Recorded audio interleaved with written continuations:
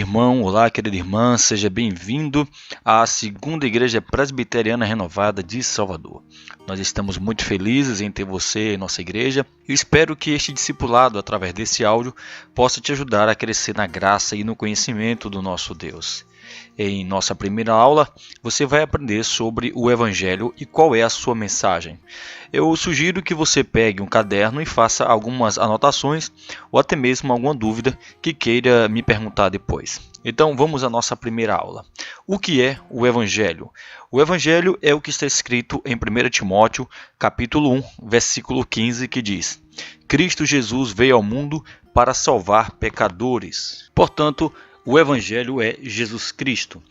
A palavra Evangelho significa boa notícia. Mas antes de sabermos qual é a boa notícia, precisamos saber qual é a má notícia. Pois se existe a boa, é porque antes existe a má notícia.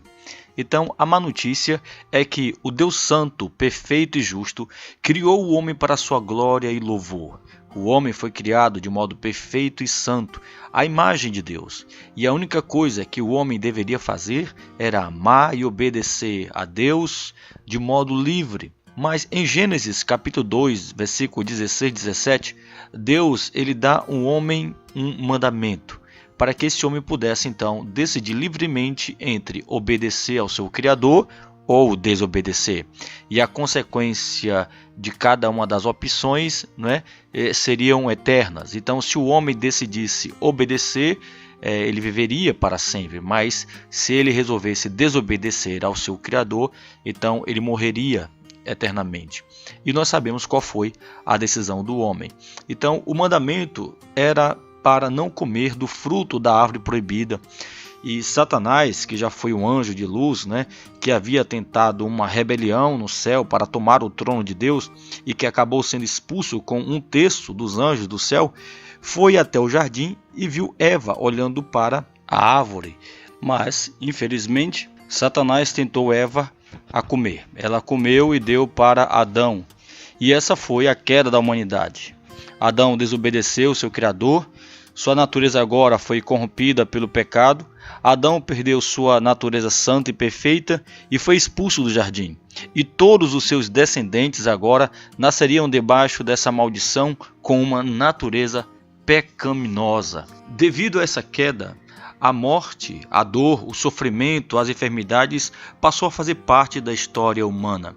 E o mundo é o que é por causa da natureza humana que é pecaminosa. A raça humana agora, de acordo com Efésios capítulo 2, versículo 1, está morta em seus delitos e pecados. E em Romanos 3, 10, 11, a Bíblia diz que não há um justo na terra, nenhum sequer. E em Romanos 3, 23, diz que todos pecaram e destituídos estão da glória de Deus. E em Romanos 6, 23, diz que o salário do pecado é a morte. Toda a raça humana está debaixo de um decreto de morte, de condenação eterna, pois todos são pecadores.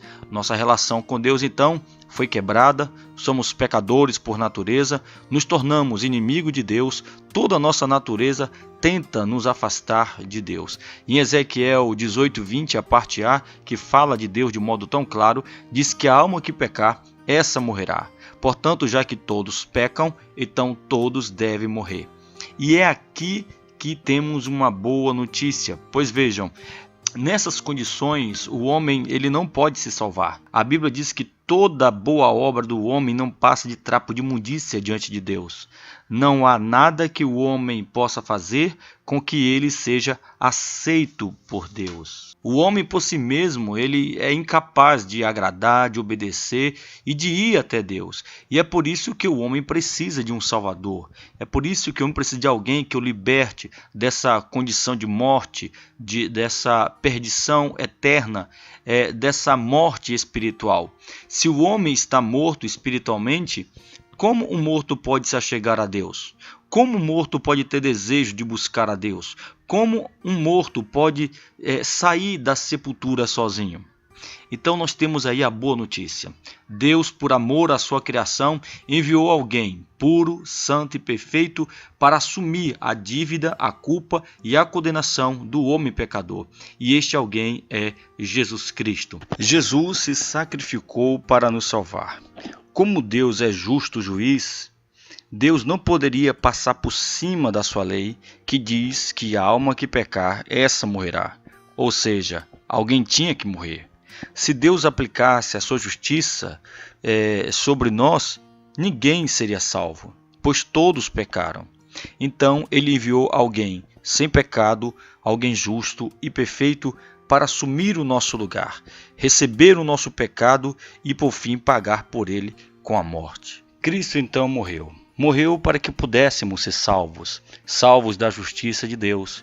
Justiça essa que demandava nossa morte eterna, nossa condenação eterna.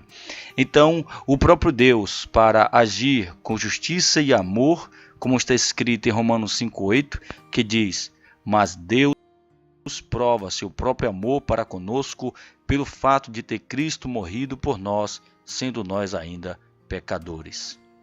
Então, Jesus na cruz recebeu a punição em nosso lugar, pagou nossa dívida eterna, conquistou nosso perdão e a nossa salvação. Mas ao terceiro dia ele ressuscitou, e 10 dias depois subiu aos céus, e o Pai entregou tudo em suas mãos. E o Pai determinou que, se alguém quiser ser salvo, perdoado e liberto do decreto de morte, deve então se arrepender dos seus pecados e receber aquele que pagou alto preço como Senhor e Salvador de sua vida. Já que não poderíamos nos salvar e Jesus se tornou nossa salvação, então o mínimo que podemos fazer é se arrepender e deixar o pecado e viver para a glória de Cristo. Graças a Jesus Cristo, você agora é perdoado, você agora é justificado e lavado pelo sangue de Cristo Jesus. Todos os nossos méritos que nos levam até o céu estão em Jesus Cristo. Jesus nos justificou de todo o nosso pecado. Salvação para nós está em Jesus, pois toda obediência, toda justiça que Deus pedia em nós, nós encontramos em Jesus Cristo. Jesus foi obediente até a morte, ele agradou o Pai em tudo, e todo aquele agora que tiver fé em Jesus Cristo também receberá as mesmas recompensas dele. Jesus é aquele que veio ao mundo para nos salvar do castigo eterno, nos salvar da morte eterna. Seja feliz com Jesus e nunca o abandone, nunca se distancie dele. Procure sempre estar orando, lendo as Escrituras, procure estar sempre congregando. Isso vai te ajudar a lutar contra o pecado, a lutar contra as tentações, a lutar contra o diabo, porque esses 3 grandes inimigos da nossa alma, eles tentam de todo jeito, de toda maneira, nos afastar do nosso Salvador. Não permita que isso aconteça. Então, tenha uma vida de devoção a Deus. Leia sempre as Escrituras, esteja sempre na igreja e esteja sempre orando. Que Deus te abençoe. E até a próxima aula.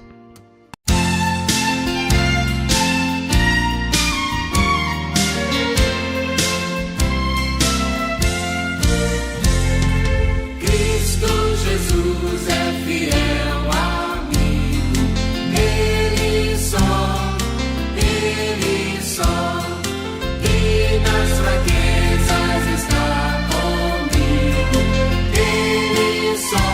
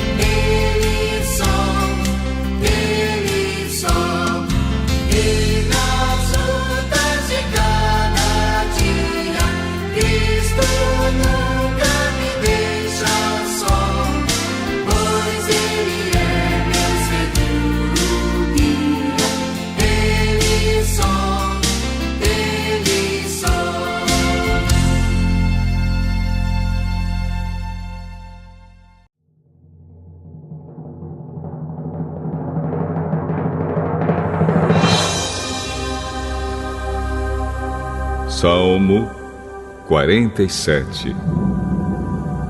Canção do grupo de Corá, ao regente do coro. Batam palmas de alegria todos os povos. Cantem louvores a Deus em voz alta, pois o Senhor, o Altíssimo, deve ser temido. Ele é o grande rei que governa o mundo inteiro. Deus nos fez vencer os outros povos. Ele nos fez governar as nações. Ele escolheu para nós a terra onde vivemos, terra que é o orgulho do seu povo, a quem Ele ama. Deus vai subindo para o seu trono. Enquanto Ele sobe, há gritos de alegria e sons de trombeta. Cantem louvores a Deus. Cantem louvores ao nosso Rei. Louvem a Deus com canções, pois Ele é o Rei do mundo inteiro. Deus está sentado no seu santo trono. Ele reina sobre as nações. Os que governam os povos se reúnem com o povo do Deus de Abraão, pois todo o poder neste mundo pertence a Deus. Ele domina tudo.